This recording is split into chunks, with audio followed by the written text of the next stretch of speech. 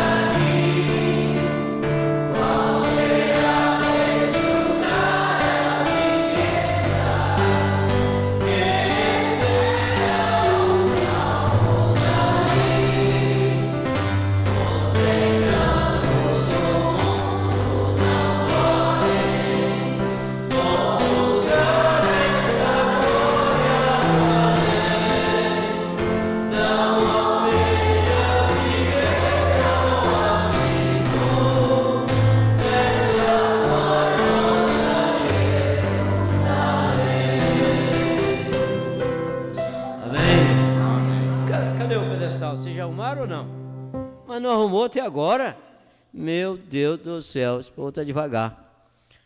Vamos ouvir um hino com a irmã, né? Ó, meu Deus. Agora nós temos que ficar parados esperando, né? Esperando. Cadê o microfone? Eu avisei antes, mas você não escutou. Mas graças a Deus, né? Vamos ouvir o hino com a irmã. Cadê a irmã Jaqueline? Cadê? Fugiu, né? Fugiu. A Jaqueline, depois que foi pro Canedo, ela virou cantora também. Canta também, viu? Mas aqui não gosta de cantar, não canta de jeito nenhum. A Maluciana também virou cantora, vocês sabiam disso? Eu já vi ela cantando lá no Canedo. Vocês pensam que eu não vi? Mas aqui nunca tinha visto a Maluciana cantar. No Canedo eu já vi ela cantar, viu? Então vamos lá, irmã. Irmão, não arrumou não, tá bambo o negócio ali. Não presta não esse negócio? Então pincha no mato, porque não presta, o que é com isso aí? Meu Deus do céu. Que isso? Um negócio desse, deixa eu ver. Não, tem que mandar soltar isso aqui, não tem jeito. Isso, joga fora. Vamos lá.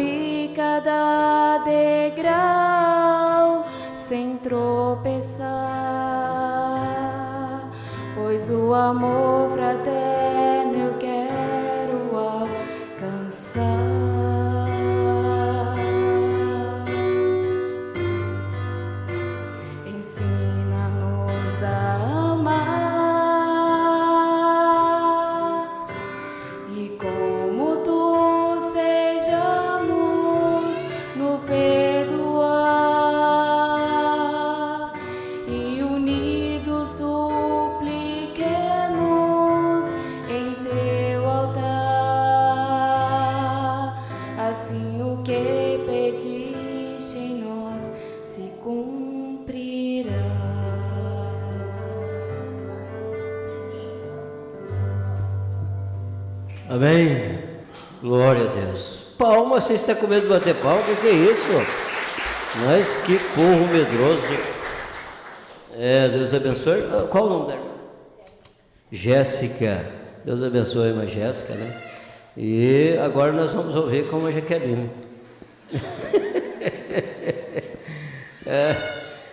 Mas Jaqueline não gosta de cantar, ela gosta de cantar numa igreja lá do Canedo só e tal. Mas nós vamos orar nesse instante. Adriano, por favor, faça uma oração. Se você tem um pedido, coloque diante de Deus. E Deus conhece cada uma das nossas necessidades nesta manhã. Senhor Deus, Pai Celestial, viemos mais uma vez na casa do Senhor, ó Deus, com nossos pensamentos ligados ao Senhor, para buscar mais uma vez, ó Deus, a perfeição para nossas almas, para alcançar misericórdia em tempo, ó Deus. Que o Senhor venha, ó Pai Celestial, falar no coração de cada pessoa que aqui está nesta manhã, todos que esforçaram, Deus, para ouvir a Tua palavra.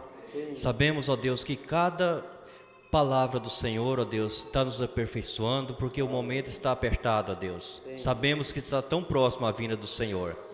Nós cremos, ó Deus, que o Senhor virá muito em breve. Sabemos, ó Pai Celestial, que só falta nós estar prontos, ó Pai. Nos ajude a aprontar, Senhor Jesus. Fale conosco, que esse dia seja um dia abençoado, ó Deus, na presença do Senhor. Cure os enfermos, ó Deus, que aqui entrou nesta manhã, ó Pai. Que todos saiam libertados, ó Deus, nesta manhã. Que o Senhor possa ter, ó Deus, liberdade no nosso meio nesta manhã, ó Pai. No nome do Senhor Jesus Cristo. Amém, Senhor. Amém. Vamos entregar nossas ofertas.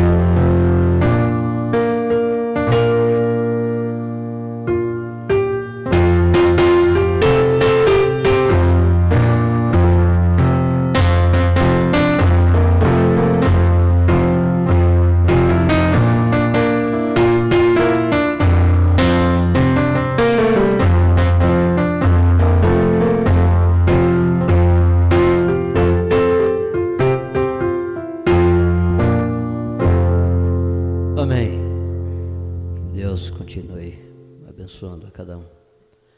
E o pastor Ivaldo está de viagem. Ele não notificou, né, na quinta-feira. Ele me ligou, disse que não tinha notificado, era para mim notificar a igreja. Hoje ele está em Palmas, no Tocantins. E foi com toda a família, né? Levou todo mundo, os netos, e não sei se ficou alguém, mas que foi todo mundo de viagem. Mas nós vamos seguindo, né? Conforme nós já vimos ouvindo, o casamento compartilhado, e nós vamos seguir hoje a número 10. Número 10 nós vamos ouvir nesta manhã. E à tarde nós vamos continuar, né? A bênção continua. Aí eu perguntei ao irmão Tiago ali, falei, escuta, eles vão ficar para a noite? Aí ele ficou assim, sabe, fica, não sei. Mas eu acho que é o irmão Tiago que manda, viu? Não sei. Não sei se ele consegue a convencer eles a ir embora depois do culto. Porque se ele conseguisse convencer, nós ia fazer um culto especial hoje.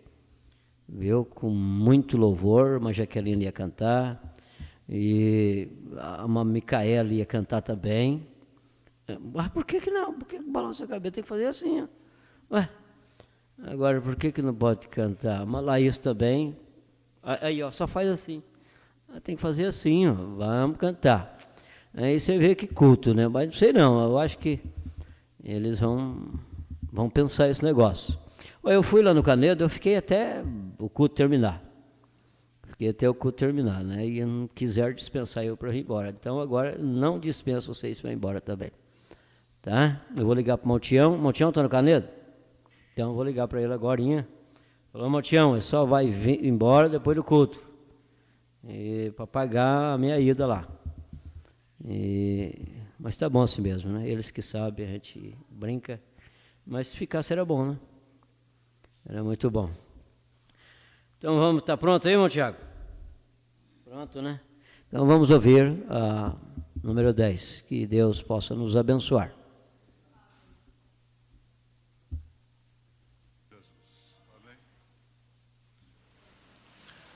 Vamos ficar de pé, vamos ler a Bíblia. Cantares de Salomão, a partir do verso 1, capítulo 3, né? Capítulo 3, a partir do verso 1.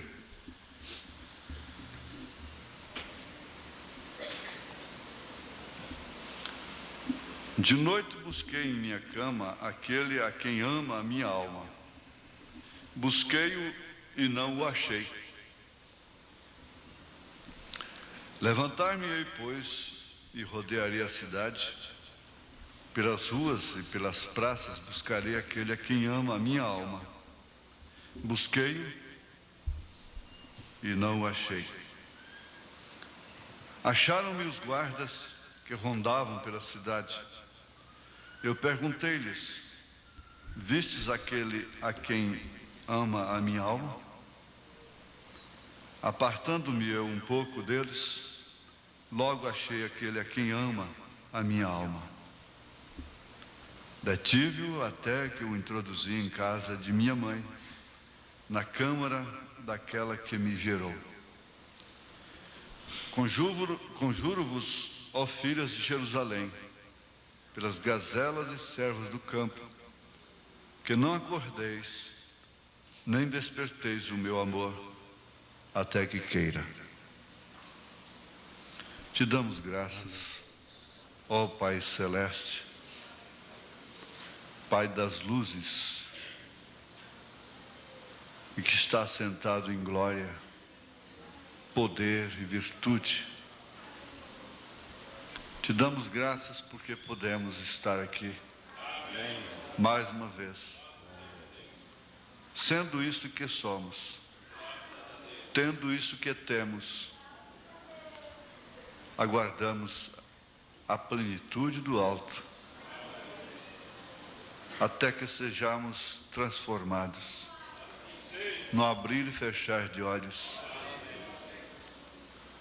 e assim deixaremos esta dimensão de circunstâncias, de limites, de cuidados que sem os quais nós vamos ter dores, sofrimentos nos dentes, no corpo, na saúde de um modo geral.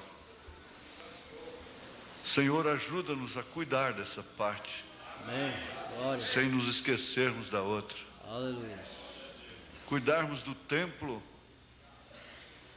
sem nos esquecermos daquele que deve ser adorado nesse templo, que vive nesse templo. Te pedimos pela tua graça, pelo teu amor,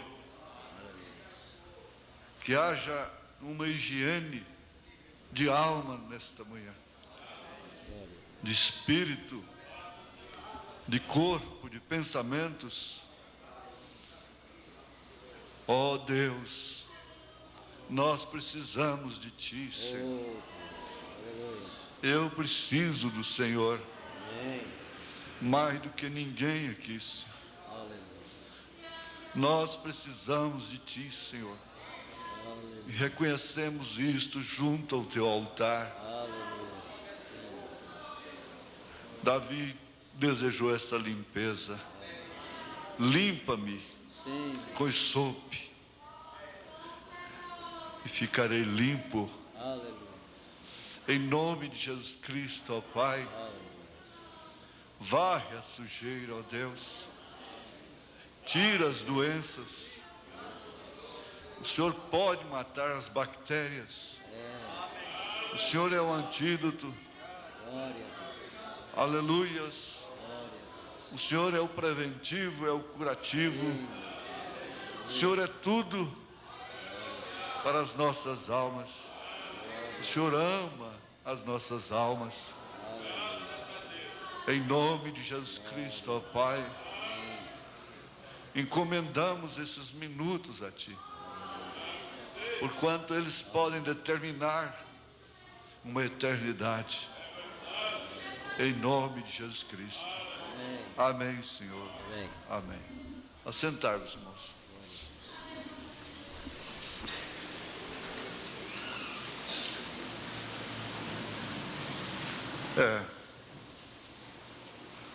Eu tenho algumas coisas difíceis aqui, porque nós estamos no auditório misto, e como eu já disse, às vezes pode vir aquela razão, para que cuidar dessas coisas, se Jesus está tão perto? Cuidando de casamento, felicidade conjugal, essa coisa de dente, né?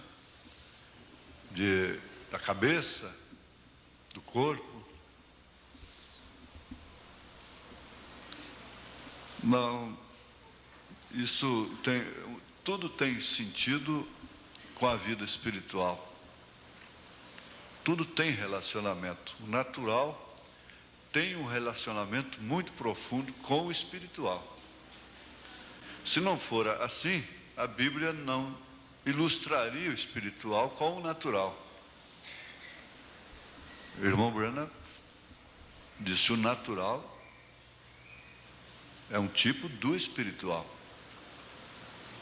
E Paulo, quando quis falar desse casamento da igreja com Jesus Cristo, ele tomou o casamento do homem com a mulher. Agora aqui, irmã, você diz assim: se o senhor quiser falar com a gente, mande nos chamar após o culto. Não, eu não posso fazer isso. Eu vou para o escritório e estou à disposição da irmã, do irmão, dos irmãos, para ajudar no que eu puder. Em certos casos, a gente pede os diáconos para chamar, mas é quando tem que haver uma convocação, não é? Nesse caso aqui não é uma convocação. Então a senhora está sofrendo e fazendo outros sofrerem também, fazendo seu marido, seus filhos sofrerem. E eu sei perfeitamente que a irmã é sensível para com as coisas de Deus e para com a sua família. E Deus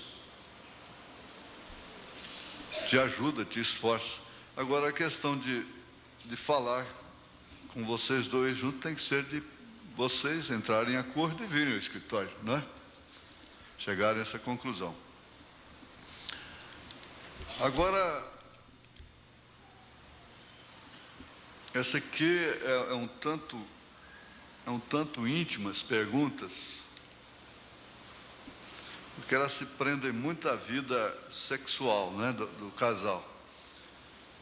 Agora, a Bíblia não deixou isso de lado, conforme já observamos. E pelo que eu vejo, às vezes, há maridos, há homens que usam muito a Bíblia, mas eles não usam a Bíblia a favor de suas mulheres. Eles usam a Bíblia contra suas mulheres. Quando Satanás disse lá no Monte da Tentação: lança-te daqui abaixo, disse para Jesus, porque está escrito. Ele estava usando a Bíblia até numa boa parte, e o que é verdade.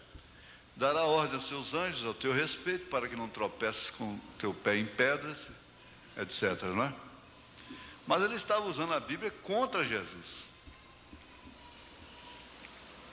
Agora, quando um homem usa, se é como está escrito aqui, 1 Coríntios 7, para às vezes dar até vazão, um excesso de... Vocês entendem, não é? Os adultos entendem. Então a irmã também pode usar a mesma escritura para ele. Falei, então, bom, irmão, nós vamos fazer o seguinte, meu querido. Essa mesma escritura aí, 1 Coríntios 7, diz para nós entrarmos em acordo, em mútuo acordo, e dedicarmos à oração também. Pelo menos uns dias do mês, né? É só a escritura, não é? É 1 Coríntios 7. E quando é que vai ter essa folga, pelo menos? Pelo menos uma folga semanal, uma folga mensal? Será que essa mulher não merece umas férias?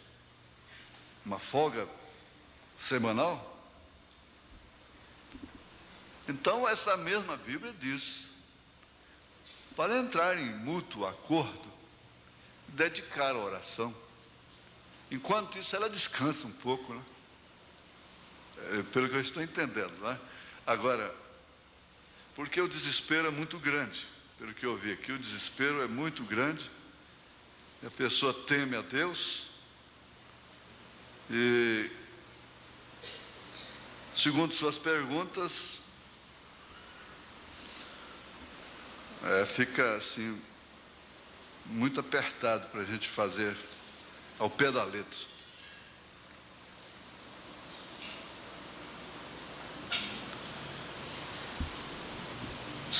Para um casamento permanecer firme, é necessário ter, vamos dizer, aqui, vou trocar aqui, ter momentos íntimos todos os dias. É necessário o marido tomar 1 Coríntios 7 como uma chibata para com a esposa todos os dias? A mulher tem que ser um objeto para o marido sentir que é feliz dentro das normas que a Bíblia diz? Ou isso é uma fantasia? É preciso o marido se trancar, quer dizer, trancar a esposa entre quatro paredes, para que ele sinta que ele é a cabeça da casa, ela sendo consciente do seu posto de dever? Se assim for, o meu casamento está no final. Me sinto inútil e fracassado diante das cobranças. Ou eu talvez preciso de um bom tratamento para atender à medida do possível. Sei que temos de ser submissas dentro dos limites, é claro. Ajuda-me, com exclamação, ajuda-me. Eu tenho muito pouco tempo. Meu tempo é pequeno, meu sonho de um castelo está indo areia fora, né? Agora, na verdade, a mulher tem que encarar o seguinte fato: há milhões de casamentos sendo desfeitos hoje no mundo. A estatística no Brasil, baseada pela capital do país, é simplesmente alarmante, horrorosa. É assustadora. Não sei como é que pode ter mais divórcio do que casamento. Não entendo essa matemática. Mais divórcio, mais separação do que casamento. Então é uma realidade que tem que ser encarada com coragem. Aqui agora nós vamos ter alguma, se der tempo, nós vamos chegar um pouquinho nisso aí, sabendo o seguinte, que essa é uma condição, duas coisas estão acontecendo paralelamente. Duas coisas. É um mistério que ninguém pode tomar e fazer uma doutrina a respeito disso, porque corre um risco muito grande. Mas o paralelo seria o seguinte, é que antes do juízo cair sobre a terra, no dilúvio, o casamento se tornou uma desgraça. O casamento. Porque, na verdade, depois da salvação, a questão é casamento. Sabe por quê? Por que casamento? Porque depois da salvação a questão é casamento. Envolve todo o ser do homem, da mulher. Inclusive, evidencia características anormais e normais que há no homem e na mulher. Então é necessário que nesta hora cada moça, cada rapaz encare o casamento pelo prisma real que ele está sendo.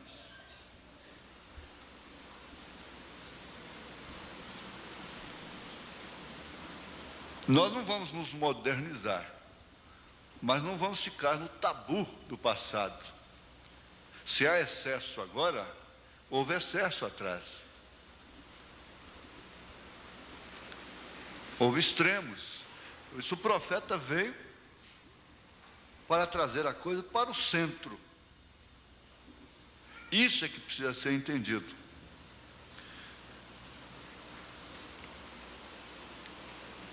Então,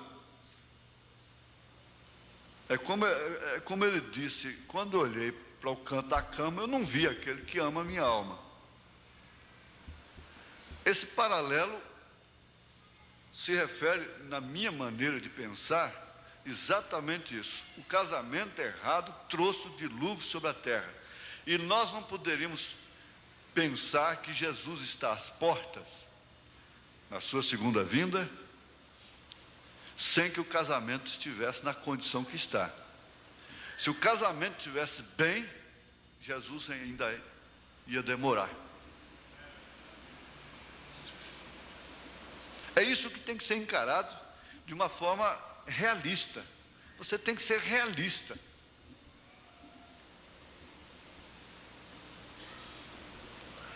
Se o casamento estivesse bem, Jesus estava longe de voltar. A volta de Jesus estava muito longe.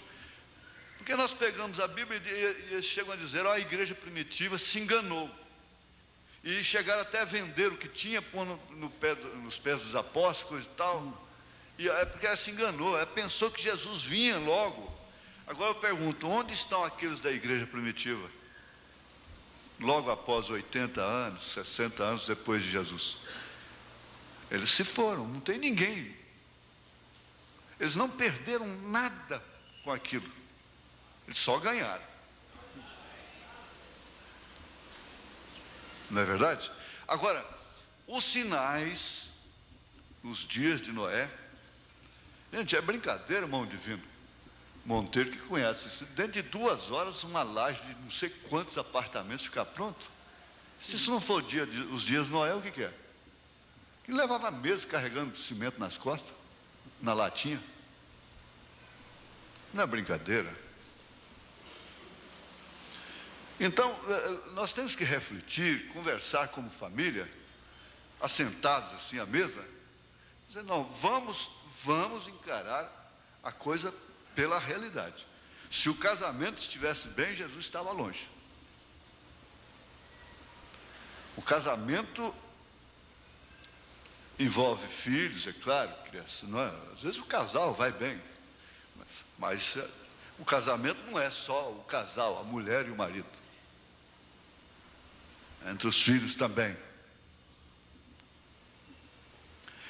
Mas qual seria esse paralelo? Ora, como foi nos dias de Noé, como foi nos dias de Ló, a coisa estava tão difícil assim.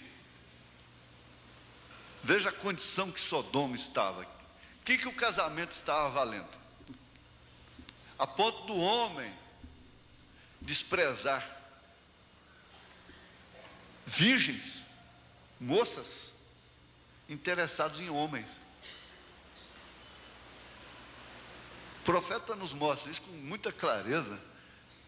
E a Bíblia diz que Ló ofereceu suas filhas. Por que ofereceu as filhas? É porque eles queriam aqueles homens estrangeiros por curiosidade sexual. É o que está acontecendo agora, exatamente. Preteriram 2 virgens e preferiram 2 homens. Quer dizer, rejeitaram 2 moças, 2 virgens, e preferiram homens. Agora o irmão Branham disse que uma das causas principais disto é a desvalorização da mulher, a exposição do corpo, do sexo. A oferta ficou demais. Então ele diz, isso causa sodomismo. A mulher vai perdendo o valor. O homem vai perdendo a curiosidade pela mulher. É um dos fatores entre alimentação e outras coisas, né? Alimentação híbrida e essa coisa toda. Agora, o paralelo corre justamente dentro da Bíblia de uma maneira infalível.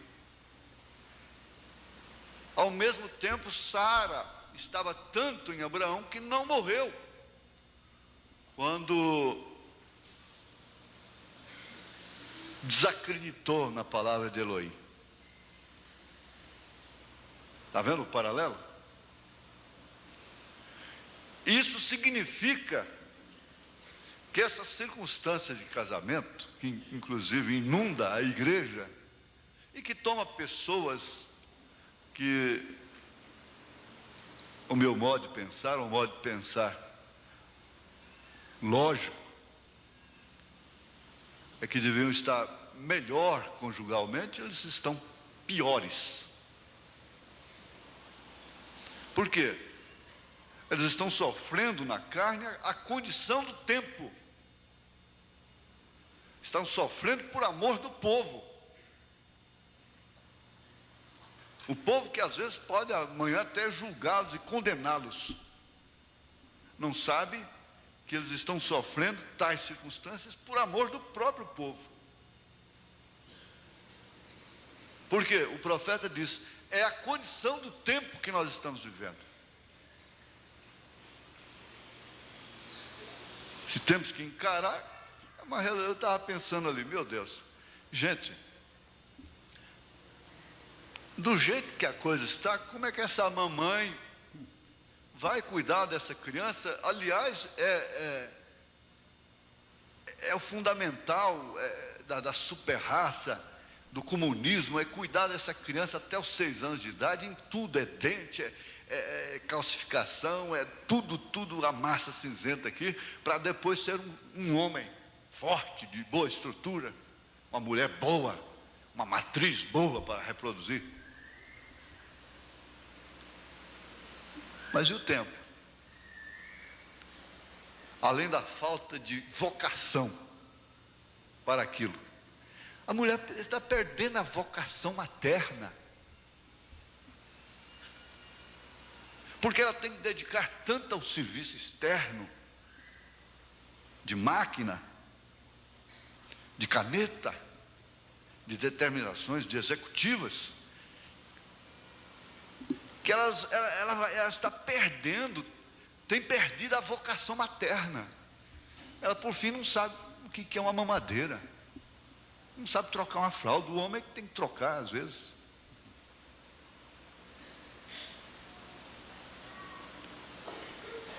Quer dizer, numa linguagem popular, como eles diziam, a mulher está calçada de bota, espora, chapéu e pinhola na mão. Quer dizer, virou peão, né? Peão, né? Porque nem Amazonas não é peão. Mas vamos ao fato. O que não pode deixar escapar isso como uma doutrina. Mas há um mistério nisso. 2 estarão numa cama, um será tomado, outro será deixado. E nós estamos dentro do curso da segunda vinda de Jesus Cristo. Será que não dá para lembrar disso de vez em quando, levar um choque diário?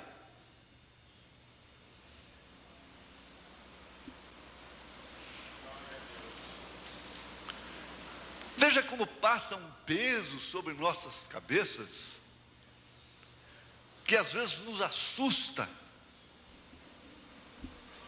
porque todos estamos sabendo que algo está por acontecer.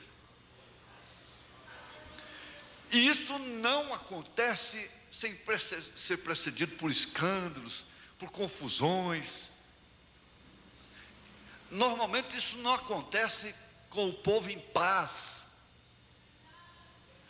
O irmão Branham disse, é num tempo de muita confusão que o rapto virá. Então é preciso encarar, irmã, é preciso encarar isso aqui.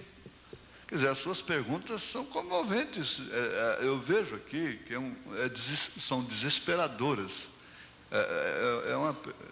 A sua situação é desesperadora, ele está num desespero. Agora, se ele é da comunhão, se ele é um cristão, ora, ali tem um degrau que chama-se temperança. A temperança conserta isso aí. Muito bem, irmão José. Olha lá, fé, virtude, conhecimento, temperança. A temperança te leva a usar as coisas, mesmo sendo lícitas, dentro dos limites. Isso é temperança. Você se autoeduca.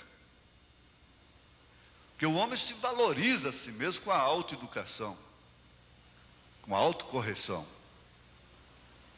Ele se engrandece. Esse é que é o homem grande.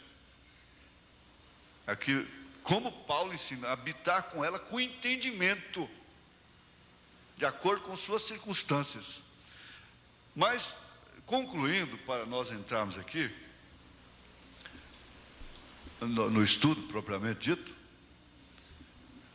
não se pode tomar isso como uma doutrina.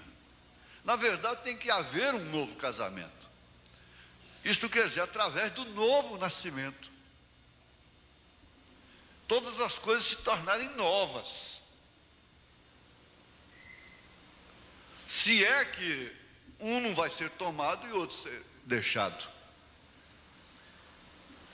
Porque na medida que passa, ao invés de estar havendo uma consolidação do casamento, está desmoronando.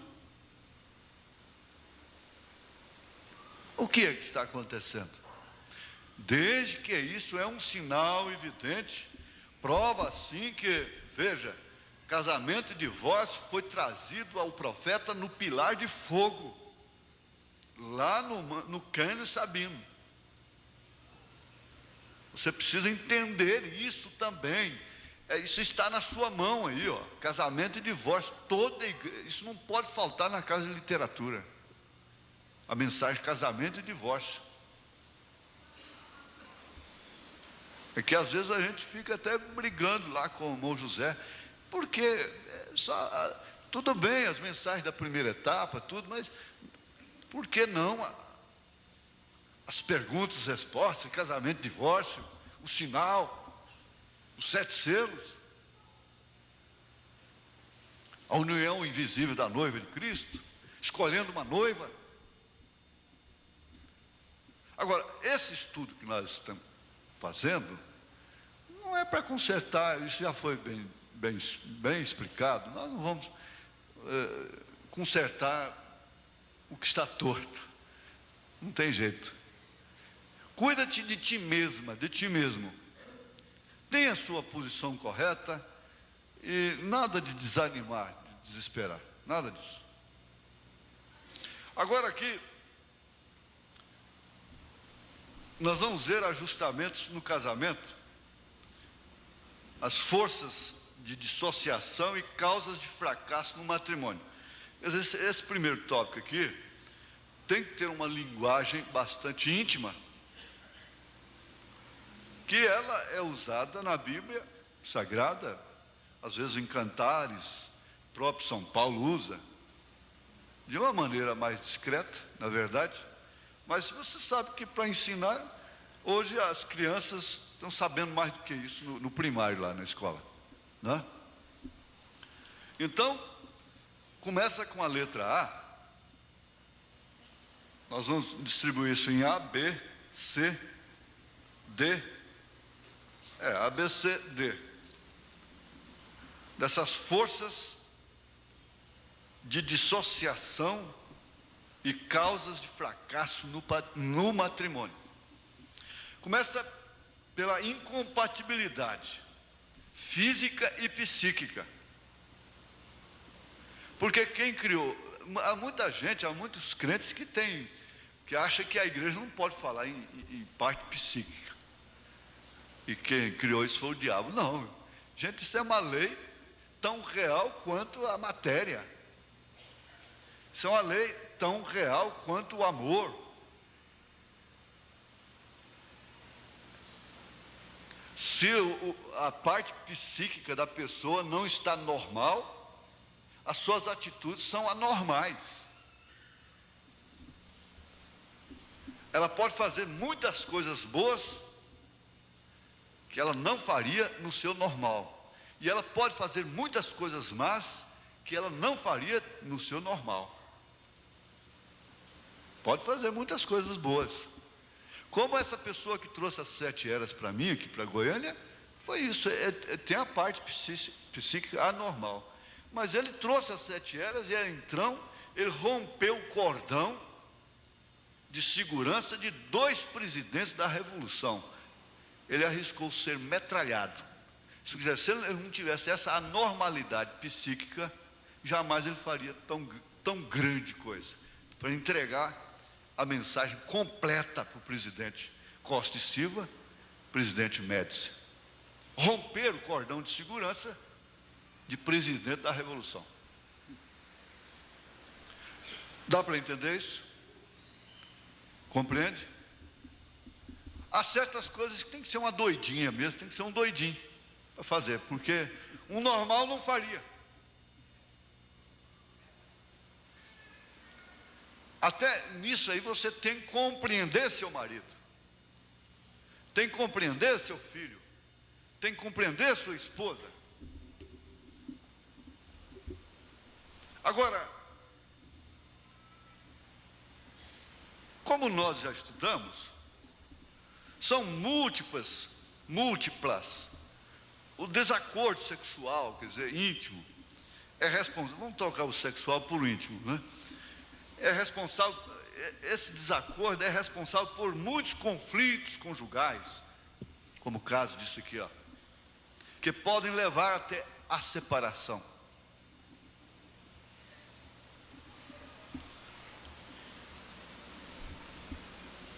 Muitas vezes são decorrentes da incapacidade de cada um para compreender quando o casal não alcança a harmonia no relacionamento íntimo,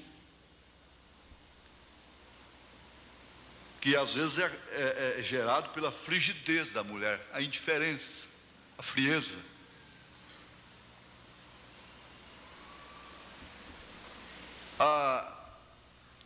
Eu quero trocar isso aqui, a pressa do homem em fazer da mulher um objeto apenas, a falta de capacidade.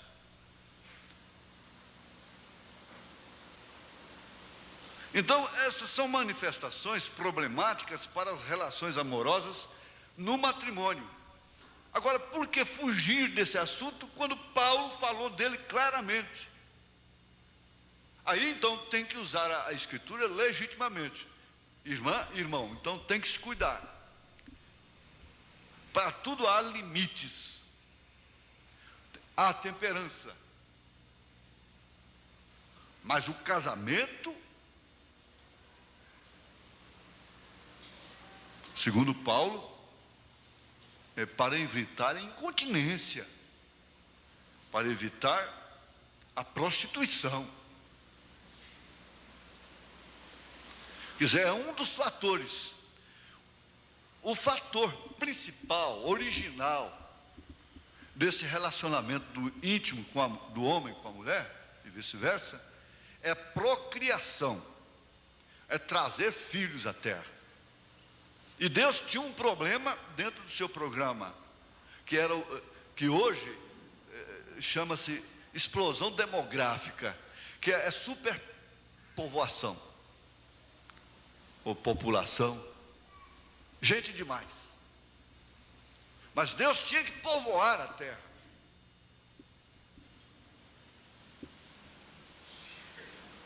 Se o problema dele agora é despovoar a terra, é com ele. Mas originalmente o casamento foi dado para isso. É o primeiro, é o fundamento, é o primeiro objetivo. Não é só para evitar a prostituição e de cair na incontinência por Satanás. Mas é em função de você ter um leito sem mácula, que é onde você reclina a sua cabeça e dorme. E quando você está dormindo, você está falando da sua sepultura, está falando do seu destino eterno. Você está entre uma estação e a outra. Você está provando um pouco do outro lado. É preciso observar isso. Então, o leito sem mácula é onde você reclina a sua cabeça com sua companheira em paz. Em paz. Gente, a partir dos 40 anos, o homem toma um comportamento absurdo, que às vezes acontece com a mulher, em um sentido mais de refreamento, a sua menopausa. Tudo isso tem que ser compreendido, com entendimento. O boi respeita, o jumento respeita, o cavalo respeita, o cachorro respeita, só o homem que não pode respeitar.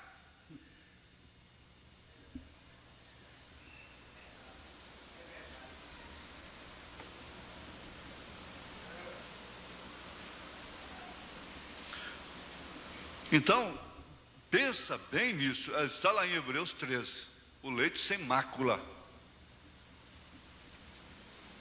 O leito sem mácula não quer dizer só aquele leito que ele nunca prostituiu, ela nunca prostituiu, porque se ele vai com a prostituição para o seu leito, ele está maculando o seu leito, não é?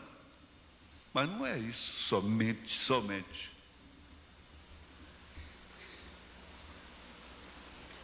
É necessário que você entenda que cama é sagrada, mesa é uma coisa sagrada.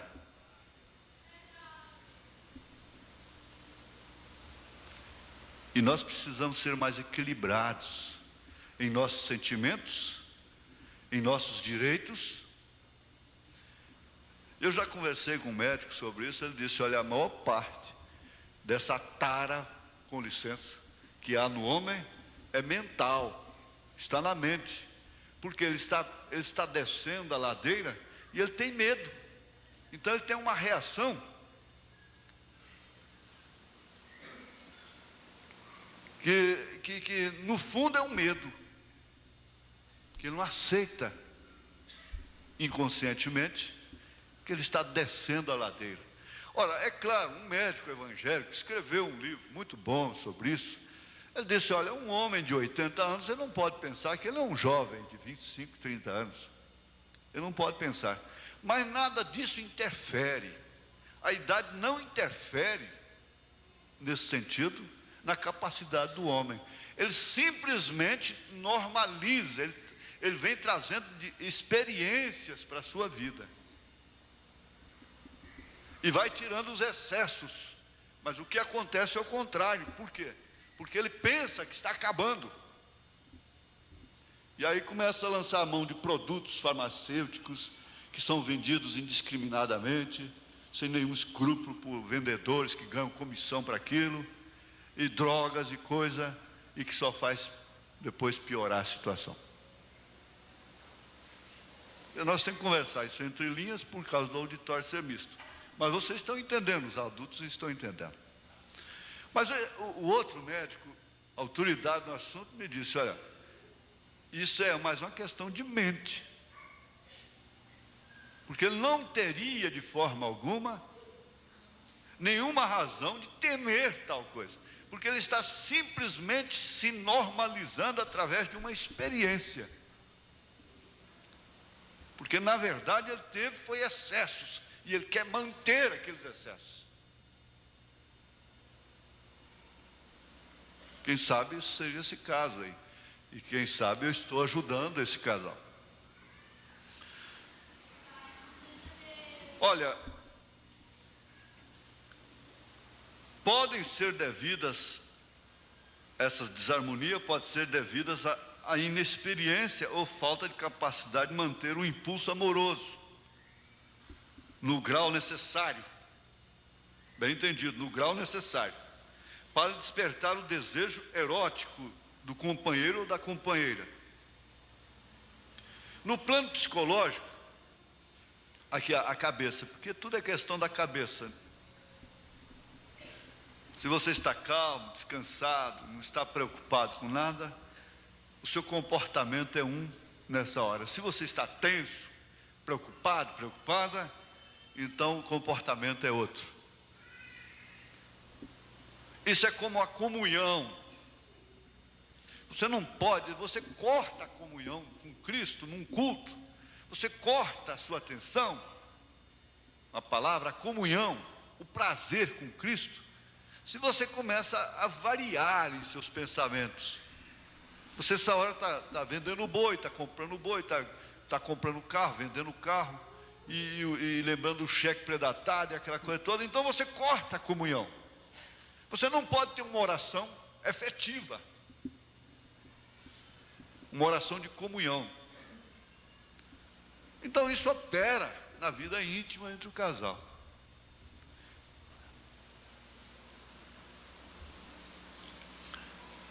Então, no plano psicológico, elementos como, olha, tudo isso influi. A educação diferente. Gente, não é menosprezar, mas uma doutora casar com um leigo, ela vai sofrer. Ela vai sofrer. Um doutor casar com uma leiga, ele vai sofrer a diferença. Não tem como.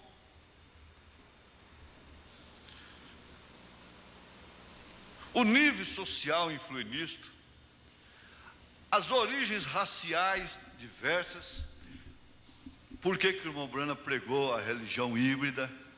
E muitos têm dificuldade. É tão fácil entender, ele disse, não misture as coisas. Não misture. A fé é diferente. Paulo disse, como você pode fazer compromisso com a pessoa que tem fé diferente? E esperar ter paz no seu casamento. Como que você vai criar esses filhos? De que banda os filhos vão ficar? Ele vai para outra igreja, você vem para cá. Você vai para lá, ele vem para cá. E comunhão de fé é a principal no casamento. É mais do que a da cama, é mais do que a da mesa. É a mesma fé, o mesmo batismo, o mesmo Senhor.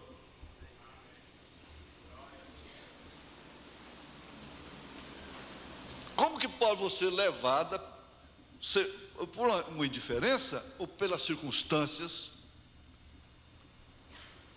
ou por quaisquer outros motivos, começar um namoro apenas com um moço que não tem a mesma fé. Você sabe o que você está procurando. Então, tudo isso aí, de forma diferente, podem ser forças dissociativas do matrimônio. E por essa razão, mesmo os parentes não devem intrometer. Porque a mãe tem um pensamento, o pai tem um pensamento, o cunhado tem um pensamento. Ora, que tipo vai ficar esse barco? Vai ficar um barco redondo. E você está na construção de um barco para um companheirismo até que a morte separe.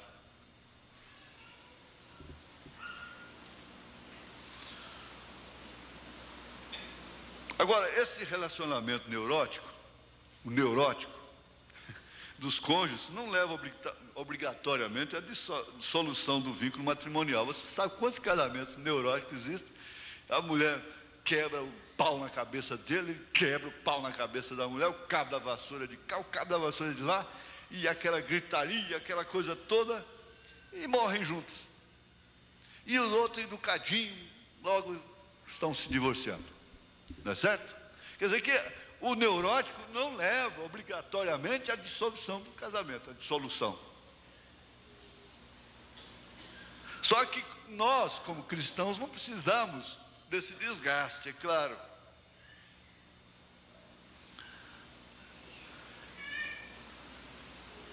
Às vezes até, é como eles fizeram um filme uma vez, isso tem muitos anos, tem mais de 15 anos atrás, né? Os brutos também amam. Então, há pessoas que amam a brutalidade, gostam do neurótico, sentem falta. Tem mulher que sente falta da briga. Tem mulher que acostuma tanto apanhar, que o dia que não apanha, ela fica triste.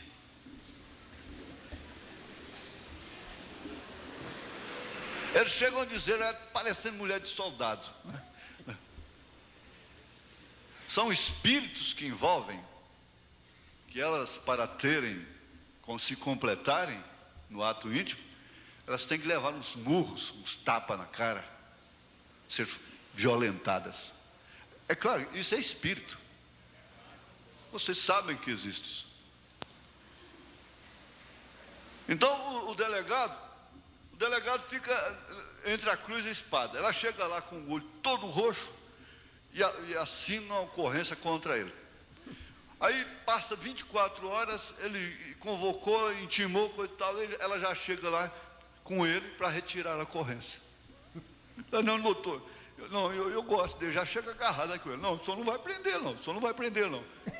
Não, mas teve hematoma, teve sangue, não pode. Não, então eu vou presa com ele também.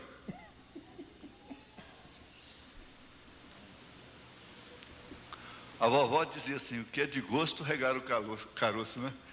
Mas vale um gosto que a carada de abóbora. Mas eu gosto dele assim mesmo, então tá tudo bem.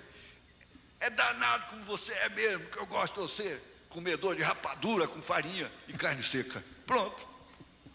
É com essa boca fedida mesmo que eu gosto de você. Com esse suor. Então tudo bem, glória a Deus. Segue em frente. Humberto gosta. Agora vem a falta do diálogo. É bom, mas o tempo não deixa, né? O problema é o tempo. Nós estamos dentro do tempo e o tempo não dá tempo, porque o tempo é tempo, e assim a gente fica preso ao tempo. Será que dá para a falta de diálogo? Dá, né? O diálogo significa comunicação,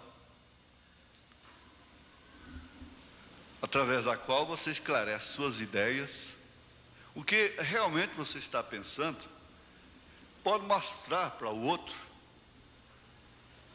o fato daquilo, a realidade, né? Então, é o diálogo, comunicação. Um homem que não tem diálogo dentro de casa é custoso. Ele não pode ouvir a mulher, porque macho não pode ouvir fêmea. Isso é ignorância apenas, estupidez. O macho tem muito o que ouvir da fêmea, muito mesmo. E vice-versa. Isso não fere a dignidade do homem. Esse machismo, como dizem aí fora, quer dizer, o homem ser o cabeça do lar, não é machismo. O machismo é essa ignorância, essa estupidez. É não querer que a coisa venha para o centro. Porque quando ele encontra uma mulher a quem ele ama, mas ela é travessa, é forte de punho, então ele agacha para ela e se humilha e aceita tudo, enfrenta tudo, suporta tudo. Quando ele encontra uma humildezinha, parece que ele gostaria que ela era rebelde. Um humilde, que ama a palavra, que vem na igreja, tudo que fala, ela toma para si, e quer corrigir e coisa e tal, amorosa, boa mãe de família, monta, aproveita. É custoso, não é?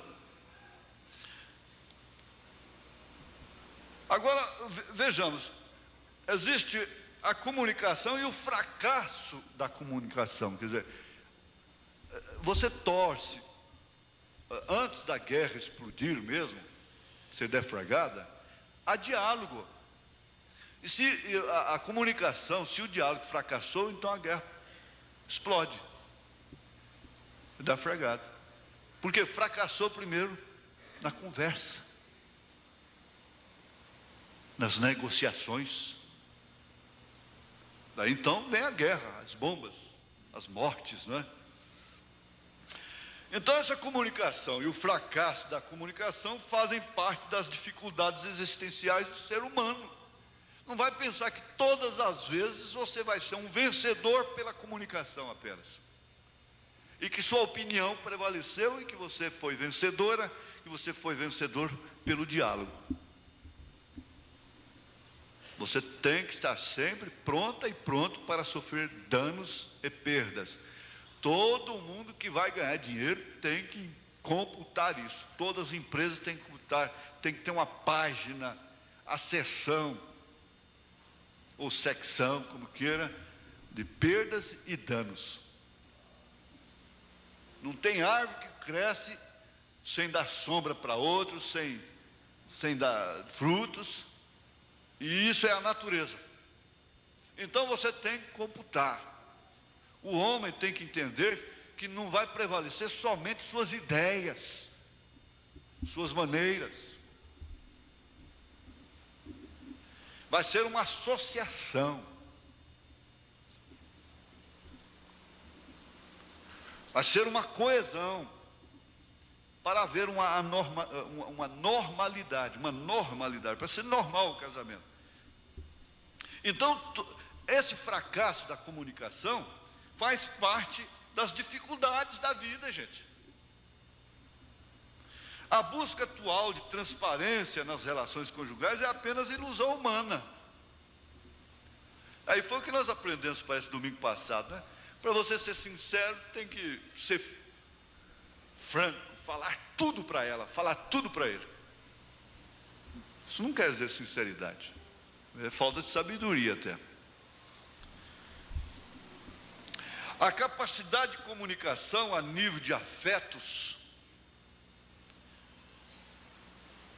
e muitas vezes você constrange as pessoas, o cônjuge, né, a outra pessoa, o outro, a outra, explorando afetos. Isso aí já chega até ser a chantagem sentimental, né?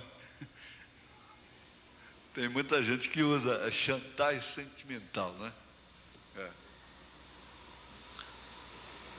Então, isso aí, essa capacidade, a nível de afetos, emoções e diálogo, não surge automaticamente na constituição de um casal, automaticamente. Essa capacidade vem de mais longe. Essa capacidade vem de longe, de longe. Ela é fruto do nível de intercomunicação que existiu dentro da família de origem de cada um dos parceiros conjugais.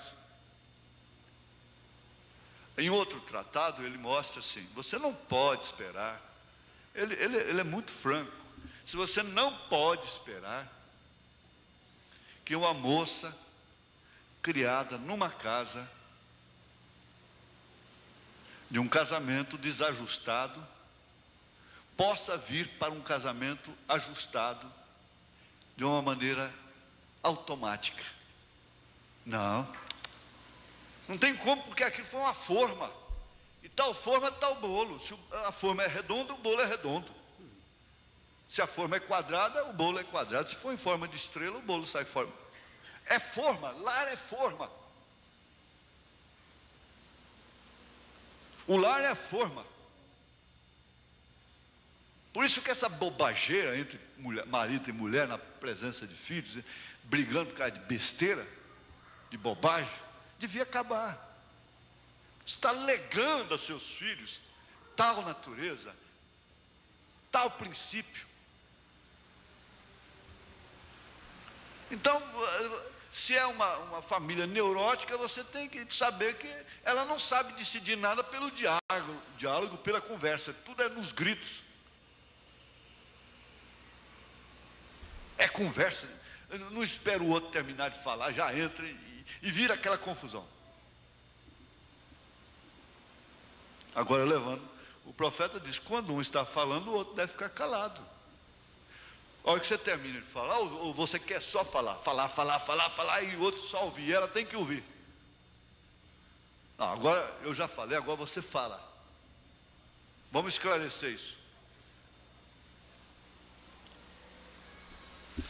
No diálogo, a espontaneidade é importante, desde que não perturbe o outro, de forma irreversível. Então você quer sempre prevalecer a sua ideia. E isso pode chegar a um ponto irreversível, em que a pessoa desiste de dialogar com você, de ter comunicação. Aí então procura fazer as coisas escondidas. Não adianta, eu vou falar com ele, ele não entende. Ele não deixa. Ele não deixa eu explicar. Ele não espera nem eu terminar. Então ela vai se frustrando cada vez mais. Assim também acontece com filhos. Vai se frustrando, porque quando começa, o pai já dá um berro. Nós não conhecemos aquela história de pérolas esparsas, fato real, tudo ali foi fato real, acontecido. O pai era desses, não aceitava o filho explicar. E um dia o menino saiu da escola, eles passavam perto de um lago, de volta. Um coleguinha dele caiu dentro d'água, e ele pulou dentro d'água e salvou a criança, o coleguinha dele. Quando chegou em casa, na hora do jantar, todo molhado, que ele abriu a boca, o pai logo explodiu. Estava todo molhado, explodiu, não aceitou o menino contar. E amanhã nós vamos acertar. Ele sabia que quando o pai falava assim, minha mãe era assim, eu sabia, conforme o olhar que ela me dava num culto, numa visita qualquer, eu já sabia que aquele olhar significa uma surra. Tinha um olhar que significa, cuidado, olha. Mas tinha outro que dizia, quando chegar em casa, nós vamos acertar. Então isso é até muito bom em certo sentido, mas mata também. O menino vai deitar tão encabulado, tão inconformado, porque não podia haver comunicação. Morreu, estourou uma veia no cérebro, morreu. Agora no outro dia está lá o pai chorando em cima, a mãe. Quando chegam as crianças da escola, né? E o menino fala com ele, pois é, ele pulou dentro d'água para me salvar, me salvou. Quer dizer, falta de comunicação, não pode, mas por fim você inibe o outro. Não adianta, eu tenho medo de falar com ela, porque ela vai explodir. Eu tenho medo de falar com ele, vai dar um ataque de nervos. Não pode contar para minha mãe, porque senão ela desmaia. Resultado, não pode ser comunicativo. Não há diálogo. Uma das maiores forças que existe no mundo é a comunicação, é o diálogo.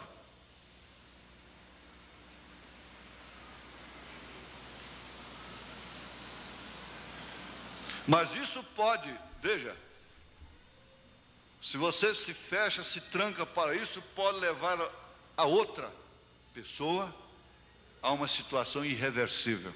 Então não há meio. O único meio é separar. O único meio então é eu morrer. Eu sou uma pessoa morta. Eu não tenho prazer, minha vida é sofrida apenas. Eu não vivo, sofro uma vida. Escutar o outro, ouvi-lo atentamente, entender o que o outro está querendo dizer, não o que ele está dizendo propriamente dito.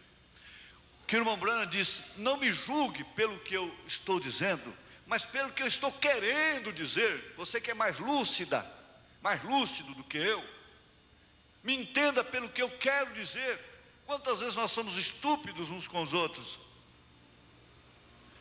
Mas se o outro tem entendimento, tem lucidez, não, essa é uma maneira que ele tem de expressar isto, não é, ou expressar aquilo, não é isto. É uma maneira dele, é uma maneira dela. Então, entender o que o outro está querendo dizer, não é absolutamente escutar seu próprio eco, sua própria razão. Muitas vezes é necessário que um dos cônjuges seja capaz de compreender que palavras ferinas, o que seria palavras descaridosas, que é o que mais a gente faz, né? Quando menos espera, já feriu com palavras.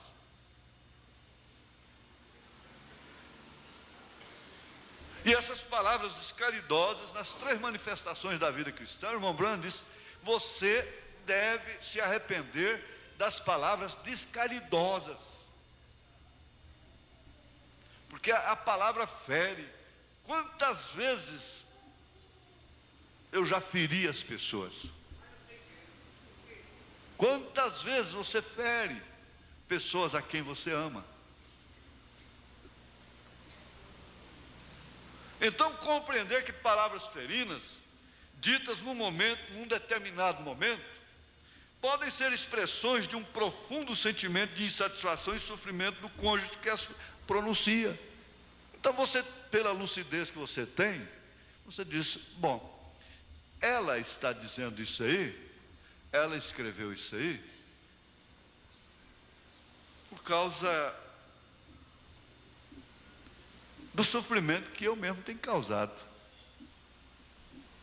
Então eu vou consertar isso, não daquela maneira, virar as costas e não te conheço mais, mas dentro daquela maneira racional, como Paulo ensinou.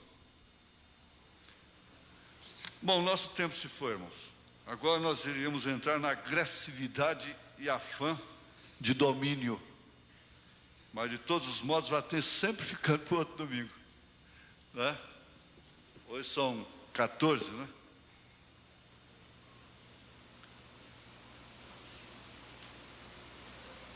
É, 14, esse não volta mais. Só volta com outro mês e outro ano. Então vamos. De noite busquei em minha cama aquele que ama a minha alma. Busquei-o e não o achei.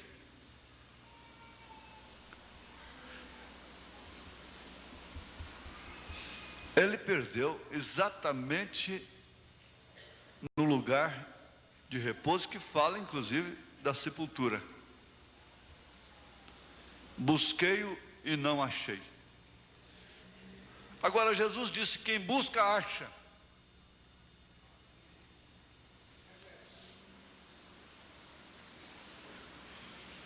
Você tem buscado e às vezes não tem encontrado, mas o que fez ele? Por fim ele diz: apartando-me eu um pouco deles, dos meus sentidos, das minhas razões, logo achei aquele a quem ama a minha alma. Porque, se tratando da parte espiritual, Jesus ama a sua alma, indiferente da cor de sua pele, indiferentemente da sua situação conjugal, se você é feliz ou não, se você faz o outro feliz ou não, desde que isso seja um problema circunstancial que através do diálogo você já expôs. Então não é uma pirraça minha, não é a doutrina minha, é que eu não dou conta dessa maneira. Jesus te ama, indiferentemente de tudo que limita essa dimensão humana. Porque se fosse para nós nos tornarmos uma super raça dentro do sistema humano, então não precisava de forma alguma de uma transformação e de irmos para a glória, de termos outro corpo semelhante ao dele, não mais com glândulas femininas, masculinas. Entende? Então eu não posso deixar encerrar um assunto desse comprometendo a sua alma, se você não pode atender determinados requisitos, até mesmo por uma questão de princípio de hereditariedade. Eu não vou fazer isso, seria estupidez. Jesus ama a sua alma independentemente. Agora, você facilita mais a sua vida se você procurar se educar, principalmente os jovens, e por que não os velhos? Se tem uma pessoa que devia ser dócil, amável, temperante, seria o velho, mas o velho está ficando mais bruto, o velho está ficando mais nervoso, o velho está ficando mais animal, e mais espoleta.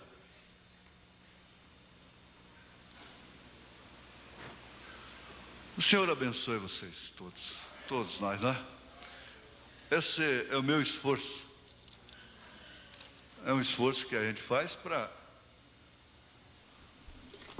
que muitas vezes pode ser interpretado de uma maneira errada. Mas, na verdade, a igreja é isso. Nós estamos escrevendo um quadro e todo mundo está sentado no auditório. O mestre é a sabedoria. O mestre é o Espírito Santo. O mestre é Jesus Cristo. Agora, ele tem que usar alguém. E esse alguém, ele usa quem ele escolheu para isso. Não é verdade? Por isso o irmão Branham disse: eu precisava de uma pessoa mais delinquente do que eu para dizer que Deus errou em escolher esse homem para o ministério. E Deus errou em escolher esse homem para o ministério. Então ele usa quem ele quer. Eu dou graças a Deus porque eu sou usado para o bem do povo. Amém? Amém. Na plataforma eu tenho segurança. Eu não confio em mim. Em mim eu não confio e nem recomendo a minha pessoa. Nunca fiz isso. Graças a Deus. Mas a verdade, essa eu recomendo. Aleluia. Glória a Deus. Deus abençoe. O pastor Elias vai finalizar. Amém. Glória a Deus. Deus abençoe. Deus abençoe a igreja de Vianópolis. Deus abençoe os irmãos de Bonfinópolis. Também o irmão Manassés e Keila em Ceilândia. André Luiz e família, Fazenda Santana, Vianópolis. Maria Aparecida, Fazenda Palmital. Deus os abençoe. Então, fica com vocês aí, irmão Dionísio, irmão Adair Henrique aí, em Bonfinópolis. Deus os abençoe.